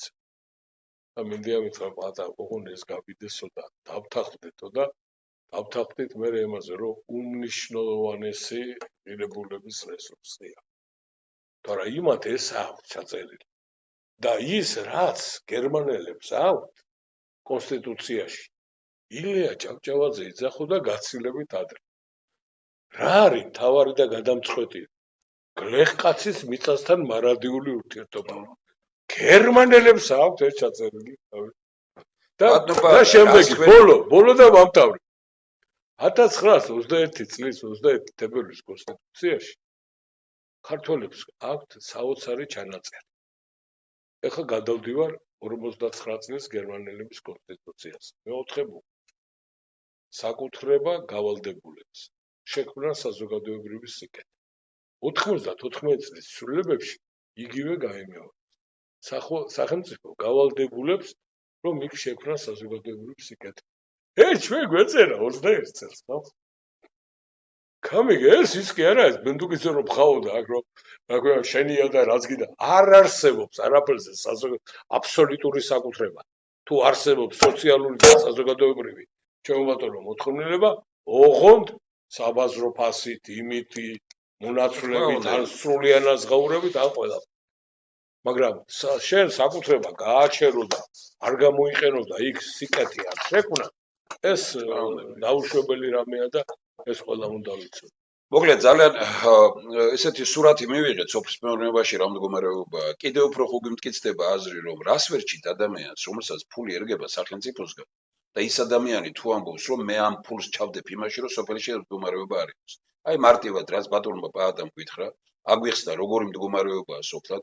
თქვა რომ სოფლის გარეშე წარმოუდგენელია ქვეყნის განვითარება. ყველას აზრი საერთოა, მით უფრო მაღალი მთა არის ყველაფერი და მგონია რომ ტურიზმის განვითარება გამოიწვევს რაღაცას იქ ძალიან დიდ რამეს და თუნდაც ეს მესტიაში იქნება თუ სხვაგან. აქ ყველაზე მნიშვნელოვანი სწორედ ეს დიდი კულტურაა საჭირო, რომელიც დაკავშირებულია სოფელთან, დაკავშირებულია თქვა მეცხოველეობასთან. მაშინ ამიტომ ჩვენ მართლაც მივდივართ იმ დიდი კონფერენციისკენ. მე არ მგონია რომ ხელისუფლება და ვინმე იყოს წინააღმდეგი იმისა, რომ ადამიანს ფული ერგება და ის ადამიანი ამბობს, რომ მე ამას ვდებ ისეთ რამეში, რომ თქვენ ბიუჯეტი გაგეოთხმაგდებათ. ჩვენ ნახეთ, რომ 300 მილიონი რომ ჩადო, აი თქვათ იმ პროექტში, რომელზეც ჩვენ საუბრობთ, 5 წლის შემდგომ ბიუჯეტი ორმაგდება რეალურად რა, ანუ ისეთი მდგომარეობა შეიძლება იყოს. როგორ შეიძლება ამაზე თქვა უარი, თუ შენ მართლა ვიღაც არ გმართავს გარედან და როგორც ბატონმა პაატამ თქვა, რომ აგვეშენებინეს ხორცკობინატები და მე გვეუბნებიან უკვე ხორცი მოგვაქვს ჩვენ ხან ბრაზილიური, ხან იმის და ვამუშავებთ 78,000 ტონა გაყინული ქათამი შემოგვაქვს. ნუ ეხლა წარმოგიდგენიათ თქვენ ეხლა ეს იგი 20 მილიონი ხუდა მარტო ისეთ ციფრს ამბობს, რომ შემაწუხებელია და თქვენ ძალიან კარგად იცით ბატონო პაატა, რომ კვერცხირდებელი ქათმის ჭამა არ შეიძლება და კვერცხირდებელი ქათამი ქიმიური დამუშავების შემდგომ თურქეთიდან შემოდიოდა, უბრალოდ ეს თურქების ბრალი კი არ იყო, ჩვენებს ჩუქნიდნენ ამას. ეხლა ყველა ეს საშიშია ჩინეთიდან შემოტანილი ქათამი, გაყინული, რომელიც იქ არ გადის ვეტერინარულ კონტროლს. ნუ აი ამიტომ ჩვენ დღეს ამ თვალსაზრისით რომ სოფელი დაგვენახა, როგორი რთული და მძიმე მდგომარეობაა, რომ სოფლის გარეშე ბატონო პაატამ რო თქვა საიტწავალთ, თუ ჩვენ ამ კურსს გავაგზავნებთ, წავალთ აფთიაქებისკენ, წავალთ ავადმყოფოებისკენ, წავალთ ესე იგი ისედაც უკვე მძიმე მდგომარეობა ავადმყოფიერისკენ წავალთ ჩვენ აქეთ. რეალურად საქართველოს იქცა ბიზნესად, საქართველოში ჯანმრთელობა, ჩვენი ჯანმრთელობა იქცა ბიზნესად და სხვებმა იყიდეს ეს ავადმყოფი. ჩვენ ეს პროცესი უნდა შევაჩეროთ. ტერმინი გაქრა და სამედიცინო დახმარება ტერმინი გაქრა. სამედიცინო მომსახურება შემოვიდა. მოკლედ, როგორც თქვენ თქვით, ბატონო პაატა, ჩვენ სხვისგან თურაშავლის პატრონი დღეში ეძებდა პანტასო, ამ მდგომარეობაში აღმოჩნდით. და ერთი რამ მინდა გავიხსენოთ, ისე კარგად საუბრობდით იმ ნაწილში, არ გაგაწყვეტინეთ, რომ პლატონს აქვს ძალიან ფუგებში ძალიან მაგარი გამონათქვამი აქვს. სოფლიო დიდზე დიდი რამ არის და ჩვენ მის მცირე ნაწილში ვცხოვრობთ.